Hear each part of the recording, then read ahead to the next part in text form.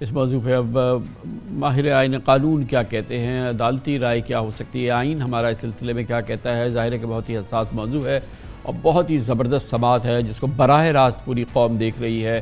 ہر لحاظ سے ایک تاریخ ہے جو کہ ہم اپنے سامنے دیکھ رہے ہیں بنتے ہوئے، یا اس حوالے سے اس میں اگر کوئی تبدیلی آ رہی ہے تو اس کو دیکھ رہے ہیں۔ اس موضوع پہ بات کرنے کے لیے ہمارے ساتھ اب ہیں ممتاز سینئر ماہر قانون دان جناب سلمان اکرم راجہ۔ بہت بہت شکریہ بیرسٹر صاحب، آپ نے ہمیں جوائن کیا ہے، مجموعی طور پہ آپ کی رائے کیا ہے؟ ہر لحاظ سے ایک تاریخی کیس ہے، اس کو بہت ہی عمدہ طریقے سے اب تک سپریم کورٹ نے ڈیل کیا ہے۔ پہلے تو ظاہر ہے کہ چیف جسٹس صاحب نے جو شکایتی ججز تھے ان سے ملاقات کی، اور چیف جسٹس اسلام آباد ہائی کورٹ اس میں شامل رہے، پھر انہوں نے فل کورٹ کیا، پھر انہوں نے پرائم منسٹر سے ملاقات کی، پھر انہوں نے فل کورٹ کیا، اور اب یہ ایک بڑی اچھی انہوں نے بینچ تشکیل دے دی ہے، اور آج انہوں نے اندیا دیا ہے کہ اب شاید وہ آگے چل کے ایک مزید فل کورٹ بنا دے اس کو کنکلوڈ کرنے کے لیے۔ اوورآل آپ کا کیا ویو ہے اس پہ، اور خاص طور پہ آج جو امپورٹنٹ سماعت تھی اس سے آپ کا کیا نتیجہ نکالتے ہیں؟ جی بہت شکریہ۔ میں سمجھتا ہوں اب معاملات جو ہیں صحیح سمت میں چل پڑے ہیں۔ جو کمیشن والی بات تھی وہ ایک غلط قدم تھا۔ اب ہم سمجھتے ہیں کہ فل کورٹ میں تمام معاملات کھل کر سامنے آئیں گے۔ جو مختلف نظریات ہیں آپ نے آج بتایا، اس کو ہم نے دیکھا کہ جج صاحبان میں بھی مختلف زاویہ نظر ہیں کہ اس معاملے کو کیسے دیکھنا چاہیے۔ ایک نظریہ یہ تھا کہ ہم ان جج صاحبان کی جو بات ہے اس کی تفتیش کرائیں، یعنی کہ ان کو جھوٹا یا سچا ثابت کریں، اور اس کے بعد دیکھیں کہ ہم نے کیا کرنا ہے، کسی کے حوالے سے کوئی مقدمہ قائم کرنا ہے یا نہیں کرنا۔ میری نظر میں یہ مقصد نہیں تھا اسلام آباد ہائی کورٹ کے 6 جج صاحبان کا کہ انہیں کٹہرے میں ڈالا جائے اور انکوائری کمیشن ان سے گواہی اور شہادت طلب کرے۔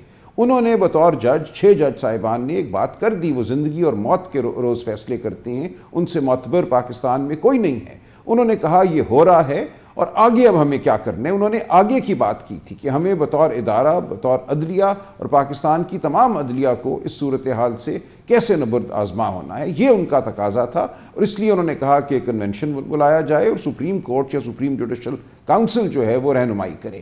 یہ تھا وہ انسٹیٹیوشنل رسپانس جس کی انہوں نے توقع کی تھی۔ دیکھیں ایک انسٹیٹیوشنل رسپانس یہ تھا کہ ایک میٹنگ ہوئی، دوسری میٹنگ ہوئی، وزیر اعظم سے ملے اور ایک کمیشن بنا دیا جو کسی بند کمرے میں کوئی کارروائی کرے گا۔ میری نظر میں یہ وہ رسپانس نہیں تھا جس کی توقع ان 6 جج صاحبان کو تھی اور ملک کے بہت بڑے طبقے کو تھی، معاشرے میں بھی اور وکلاء میں بھی۔ اسی لیے ایک تقاضا ہوا کہ اس معاملے کو آپ عدالت میں لائیے۔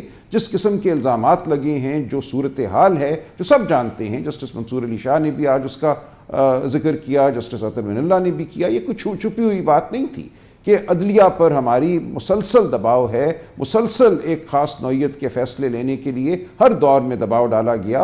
وہ واٹس ایپ کالز ہوں، وہ لوگوں کے رشتہ داروں کی ویڈیوز ہوں، ان کو اٹھایا جانا ہو، آڈیو ریکارڈنگز ہوں، یہ سب کچھ ہو رہا ہے اور یہ اعلیٰ ترین سطح پہ ہو رہا ہے۔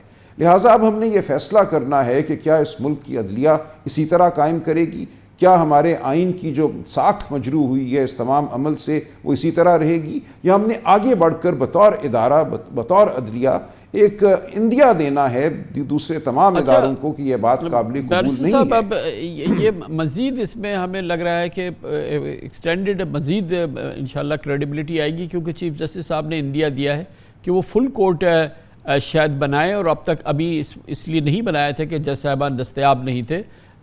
You think it's even better option کہ ایک فل کورٹ بن جائے، اس کو دیکھے، اور پھر جس طرف آپ نے نشاندہی کی، جسٹس منصور علی شاہ صاحب نے کی، جسٹس بندوخیل صاحب نے کی، جسٹس اطہر من اللہ صاحب نے کی، کہ ہم اس کا کوئی حل نکالنا چاہتے ہیں تو ایک فل کورٹ نکالے تو زیادہ بہتر ہے نا؟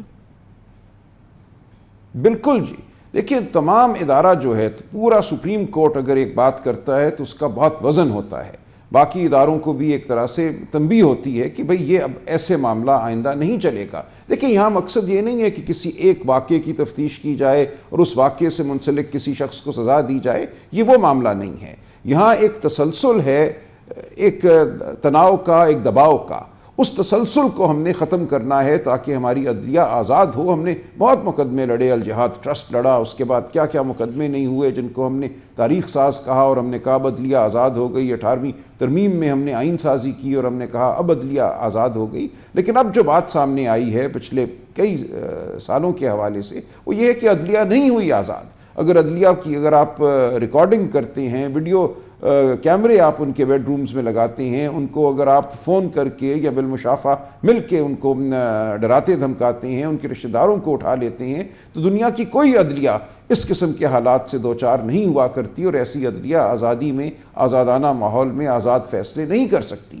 تو یہ ہے وہ معاملہ جس کا آئندہ کے لیے ہم نے سد باب کرنا ہے، تدارک کرنا ہے، پیچھے نہیں دیکھنا۔ پیچھے جو ہوا وہ بہت برا ہوا، وہ ہم سب جانتے ہیں کہ کیا ہوتا رہا ہے۔ اب ہم نے کوئی وہ طریقہ نکالنا ہے جس سے یہ آئندہ نہ ہو، اور اگر ہو تو ایک دم بات سامنے آ جائے اور پورا ادارہ، پوری عدلیہ جو ہے جب زبان ہو کر کھڑی ہو۔ اس سماعت کے دوران کیا اسلام آباد ہائی کورٹ کے جو ججز ہیں، جو کہ اس معاملے کے سب سے بڑے فریق ہیں، ان کو بھی عدالت سنے گی یا انہیں سننا چاہیے؟ بہرحال یہ ایک امپورٹنٹ بات تو یہ ہے کہ اوپن کورٹ سماعت کر رہے ہیں اس کو چیف جسٹس صاحب، اور پوری قوم دیکھ رہی ہے۔ یہ بھی بہت ہی زبردست بات ہے، اس سے پہلے کبھی ایسی کوئی مثال نہیں ہے۔ اور تو یہ فرمائیے گا کہ جو ججز ہیں جنہوں نے کہ یہ جو فریق ہیں اس میں، ان کو بھی سنے گی کیا عدالت؟ دیکھیے سن سکتی ہے، میری نظر میں وہ اب فریق نہیں ہیں، وہ ایک طرح سے وسل بلوئر تھے۔ انہوں نے بتا دیا جو ہم سب جانتے تھے، لیکن انہوں نے اس کی گواہی دے دی کہ ہمارے ساتھ یہ ہوا ہے۔ اب ان کو سننا اگر چاہے تو سن سکتی ہے، وہ کسی وکیل صاحب کو مقرر کر سکتے ہیں، لیکن ان کے خلاف تو اب کچھ نہیں ہے، نہ وہ اپنی ذات کے حوالے سے کوئی حکم مانگ رہے ہیں۔ انہوں نے ایک بات سامنے رکھنی تھی عدلیہ کے، قوم کے، انہوں نے وہ فرض نبھا دیا ہے۔ اب اس معلومات کو جو انہوں نے مہیا کی ہیں ان کو لے کر آگے چلنا ہے، اور وہ معلومات اس نوعیت کی ہیں جن کا تعلق کسی انفرادی واقعے سے نہیں ہے، ایک عمومی رویے سے ہے، ایک عمومی جو تناؤ ہے یا ٹکراؤ ہے اس سے ہے۔ ہم نے اس ٹکراؤ کو آئندہ ختم کرنا ہے، اور یہ کہنا ہے کہ آئندہ نہیں ہونا چاہیے، جو ماضی میں ہوا وہ اب آئندہ قابل قبول نہیں ہوگا۔ چیف جسٹس صاحب کے حوالے سے بھی 6 جج صاحبان نے بات کی کہ ان کے جو چیف جسٹس ہیں اسلام آباد ہائی کورٹ کے، بارہا ان کو اطلاع دی گئی کہ یہ معاملات ہو رہے ہیں، ڈسٹرکٹ جوڈیشری کے لیول پہ بھی ہو رہے ہیں، ہائی کورٹ کے لیول پہ بھی ہو رہے ہیں، لیکن وہاں خاموشی رہی۔ آئندہ کے لیے ہمیں یہ فیصلہ کرنا ہے کہ کوئی سربراہ عدلیہ کا خاموش نہیں رہے گا۔ صاحب یہ فرمائیے گا، ایک دلیل یہ ہے کہ یہ آل پاورفل الحمدللہ اسلام آباد ہائی کورٹ کے ججز تھے، اگر اس قسم کی چیز تھی تو انہیں خود کارروائی کرنی چاہیے تھی، وہ امپاورڈ ہیں، ان کے پاس اختیار ہے، تو انہوں نے کیوں نہ کی؟ اس دلیل کے جواب میں آپ کیا کہیں گے؟ دیکھیں ان کے پاس اختیار تو یہی تھا نا کہ وہ کنٹیمپٹ کا نوٹس جاری کر دیتے، ان کے پاس وہ اختیار نہیں ہے جو سپریم کورٹ کے پاس آئین کے آرٹیکل 184(3) کے تحت ہے۔ یہ وہ اختیار ہے جو سو موٹو بھی ہے، جو انکوزیٹوریل بھی ہے۔ یہاں پہ آپ کو کوئی ایگریوڈ پرسن، کوئی فریق نہیں چاہیے، یہاں پہ آپ خود ایک انکوائری منعقد کر سکتے ہیں، اور بارہا ہمارے سپریم کورٹ نے ایسا کیا ہے۔